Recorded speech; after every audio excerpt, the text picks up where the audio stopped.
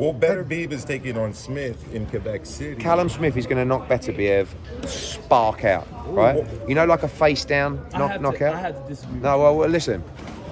You're not being very brave because Beterbiev's the favourite. But see this now. Sometimes you see it, right? And it's going to be up against the ropes, and Beterbiev's going to come in like he does. He's going to square up his feet, and Callum's going to do what he does best, which is counter with the left hook, one punch knockout. Do you feel like Beterbiev is slipping? He's definitely slipping. He's like 39 years old, but he's also a beast. He's unbelievable. He's a machine. He destroyed Smith in 2 rounds. He destroyed Yard. Yeah, but Smith done. Wait, Marcus Brown. Yeah, Marcus Brown, good fighter. How long ago was that? A year ago. No, it wasn't a year ago. No, it wasn't. It wasn't. Eddie, Yeah. why didn't that? But see the Yard fight, like given the confidence you have in that win. Listen, why did the fight land in Quebec City and not in because Liverpool? I lost by about $5,000 fucking dollars. I bid 2.15 million and they bid 2.155 million dollars, and everyone thought it was a fix, but it wasn't because we were fucking there in Mexico City in person. Okay. And I was gutted, and I hope that listen, I know Beterbiev's the favourite. I'm not saying he's not the favourite, but I can see it in my own eyes. This one punch knockout. So Eddie, can I just ask you something? You can ask me whatever you want. If it does not go that way, yes, and it goes the way that most of the Beterbiev fights go up, when I tweet you, will you apologize? I won't apologise because it's not like I should be sorry, but I should say congratulations, you were right. Not sorry, you were right, but congratulations, you were right. But whatever happens, we will try to make Bivol against the winner of that fight. It's going to be my next question. We have your recording. We have your work with the boxing fans out there. Oh yeah, 100%. But Maurizio Sulaiman is saying that fight cannot be for the undisputed because the WBC will not allow him to fight for the WBC title because he's from Russia. What do you think about that? I think I respect Maurizio Sulaiman. Yeah. He's a friend of mine. We don't always agree with everything. I find it's difficult because Dimitri's our friend and he's probably one of the most nicest, peaceful guys you could ever meet. I just feel like, and maybe if I didn't know Dimitri, I wouldn't feel as strongly about this. I don't feel like a man's legacy should be defined by one or a small group of people running his country that he does not agree with that regime or movement. Do you know what I mean? Like, I think if he turned around and said, yes, I support this, I agree. I think that should, but it's very difficult when the guy's saying, look, I don't even know anything about that. I'm just training in LA. I'm a man of peace. I want everyone to get along. Yeah. Like, Putin's still in power? Did you check? Well, I don't know. I mean, I've saw all the stuff, but I'm not really up to speed with it, to be honest with you. Well, we also lived through Blair and Bush, and I honestly don't remember fights getting cancelled over Iraq. No. But I think you can appeal it, and but Errol Spence made some interesting comments recently about the belts and stuff. I mean, you've seen the biggest fight of the year have no belts between Tank and Ryan Garcia. Do you care if it's not undisputed against Beterbiev Bivol? We'd prefer it to be. I know the fighters would much prefer it to be, but when it comes down to it, if it's a case of losing it or making it, Regis Prograis is coming off of victory in New Orleans. We're hearing that Devin Haney could possibly move up to 140 pounds. How real is that fight? Yeah, Devin wants the fight. I spoke to Devin, I spoke to Bill Haney yesterday. They want to fight Regis Prograis. It's just really a case now of money, mainly, and seeing if we can get the fight made. We also love the fight with Jack Catterall, our UK guy. I think he deserves the fight. Regis was a little bit disappointing last week. Zerilla didn't really come to fight, but I think he needs a big fight next. Would that be a multi-fight deal or a fight-by-fight basis? Not if it means making, like the same thing I said, like if it's the difference between making the fight and not making the fight.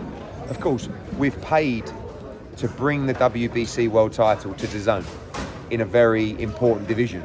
So I don't really want to let it go, but I'm up for gambling. Like, I think Regis can win the fight. And if it means, obviously now with no Canelo in September, DAZN are now rolling up their sleeves, looking at the budget, saying, okay, we've got that Canelo pot. Let's go and make some big fights, whether that's Bivol against Beterbiev, whether that's Devin Haney against Regis Prograis, whether that's Munguia against Edgar Berlanga. They're the kind of fights that I think you guys and the subscribers would love on that slate. Eddie, we know that Regis isn't too excited about the prospects of fighting Rolly, and we know that Rolly's got a mandatory against a guy you're very familiar with, O'Hara Davies. O'Hara would you be interested in making that fight happen? Which fight? Rolly against Programs. Yeah, I think it's a good fight. I mean, look, I don't mean to be nasty about Rolly. Yeah. Because I like him. I think he's really funny. but he's not very good at that level. Like, no, that's a bit harsh. He's not as good as Regis and those guys. O'Hara Davis will beat Rolly. Promise you. O'Hara Davis will knock Rolly out. And I don't represent O'Hara. I've never really got on with O'Hara. Well, I used to represent him, but we had a bit of an argument. Now we're friends. And now he's going at Leonard Ellaby, which is fantastic. And there's a purse bid, I think, on Friday. Yeah. And they're really in a shitty position because no one really, you guys don't really know who. No, probably not. But no one really knows who O'Hara Davis is over here. Yeah. So it's not worth a lot of money to the PBC, that fight. Yet he probably loses. And then they have to give up a belt in the 140-pound division. Do you know what I'm saying? So, yeah, it'd be interesting to see what happens this week. How does Richardson Hitchens fit in the division? Well, I mean, I think he was here tonight. You know, obviously we've got the Montana Love situation. And I think the winner of that could look to fight Regis Prograis as well. We've also got Liam Paro, our Australian fighter. We've got Steve Spark. Got Dalton Smith fighting next week, who's an outstanding talent as well. We've got loads of fighters at 140. So, you know, the priority obviously is Regis Prograis champion. Eddie, speaking of freeing up your budget, you mentioned the other day that you were speaking with Francis Ngannou. Do you have any updates on that?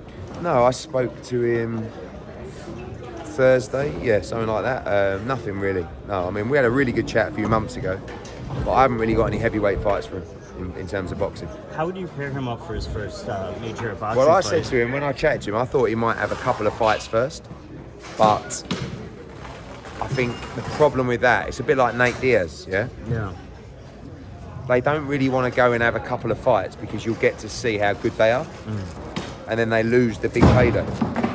So like Nate Diaz is a good example. If you see Nate Diaz hit pads or you watch him fight Jake Paul, he's done the right thing, because if you would have seen him fight someone else, you would have gone, fuck, like. And so he's got the money straight away. Yeah. Which is really what Ngannou wants to do. Ngannou doesn't want to just go and have a fight in 8 rounds for 5 million. He wants 20 or 30 or 40 million to fight one of the big boys. What do you think of Ngannou? Would that sell him? Johnny Fisher, yeah, that would sell out Wembley. What do you think of Jake versus Nate? How do you break that fight down? I feel bad saying it because I like Nate Diaz. But it's a terrible mismatch. Eddie, in terms of Jake getting him? Oh yeah, and we talk about Jake Paul. Who you haven't had no, but it's not, I don't care about what I think of him. As a fighter, he just lost to Tommy Fury. Right. Listen, I'm only going by what I've seen on pads. Right. But if you know boxing, then I think that's a very one-sided fight. Hey Eddie, we heard from Oscar. He said, "Hey, Lonesome Eddie, you couldn't deliver Edgar Berlanga to Canelo, and now you're throwing Munguia's name. Good luck." Oh, he's gone again, is he? Yeah. Yeah. Speaking of well, I mean, Jaime Munguia is fucked, really, because he's got nowhere. Like, I don't know what they're doing with him. I've never seen a career managed so badly as the career of Jaime Munguia, and I really like Jaime Munguia. I think he's very exciting, but yeah. They need a big fight, and I think after that, I think they might think they win the Edgar Berlanga fight. Right, go. Eddie, after the fight, you actually said Estrada fight is a priority. Yeah. So what is the plan for Estrada? What is the plan? Yeah. Yeah, we're looking to fight him in Mexico, maybe in September, October. But I like the Ioka fight as well. So maybe there's an offer from Japan for that fight. Do you mind if he goes to Japan? No problem. It is a big fight. No problem at all. What about Junto Nakatani? He had a spectacular, probably KO of the year performance on the undercard of Haney and Loma. Would you fancy a fight with one of your guys against Junto? Another good fight. Another good fight. I mean, the great thing about the smaller divisions is everyone's up for fighting everybody. But the good news is the best fight in that division has been made, which is Bam Rodriguez against Sonny Edwards. I think it's a tremendous fight, and we'll announce the date for that soon. Eddie, just can we get a couple of words on Canelo, his supposed 3-fight deal with PBC? How do you think he fares against the lineup? It's rumored to be Jamal, maybe Benavidez, and then mystery opponent could be Earl. Yeah, I don't know. I don't think. I mean, I'm only going on what I've been told, that the opponents haven't been agreed. I don't know if it's 3 fights or whatever, but I think it's a good spot for him, because I think he's got a chance to plan out those opponents. Looks like it's going to be Charlo first. I'm pretty confident he beats him, especially with Charlo's layoff. I think Benavidez is a good fight, a tough fight. I'm not sure I see that fight happening. And then Errol, does he move to 168? I mean, like... He did say earlier, I think it was 2 weeks ago, that he's more of a natural 160 to 168 fighter. That's what we thought when Kell Brook fought Gennady Golovkin. It's a big difference. Last one for me, Eddie. You know, AJ, we've been hoping to see him fight late last year, early this year, into the spring. We're officially in summer now. If the White fight doesn't happen, what names are we looking at, really? Just a name from the top 15. I want someone that's in the top 15 in multiple organisations. We're going to fight Wilder in December, so we're not going to fight like Pergovic or Usyk or Rui, you know what I mean? So, but I still want a guy that we can showcase what we've been working on with Derek James and can prepare him for the Wilder fight, because confidence-wise, training-wise, it's going to put him in a great position for the December fight if he fights in August. And he will fight in August, and now we want 3 fights this year. And he's boxed in April, boxed in August, boxed in December. That'd be a great year for him. Bacoli, an option? Maybe. He's a good fighter, Bacola. And the problem is, no one reads what we talked about earlier. Yeah. Can't remember who we said, but who we've never heard of. We're talking about the lower weight classes. We're talking about someone we've never heard of who's a tough fight. A bit like David Morrell, yeah? Yeah, great fighter. Another example. David Morrell might be the best 168 in the world. There's no way Benavidez is fighting David Morrell. No. Do you know what I mean? But because, and I don't blame him, because if he's the best, like, I'm not saying Bacoli's the best, but he's a good fighter. Yeah. Like, and no one, you don't even get the credit of beating him. Yeah. You know?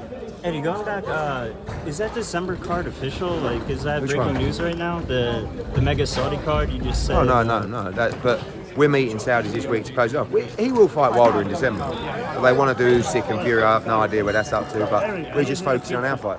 Right on. Thank you, Eddie. Thank you so much for watching this video, and make sure to subscribe for more videos of your favorite fighters over here on Fight Up TV, and give us a follow online as well at Fight Up TV on Twitter and on Instagram.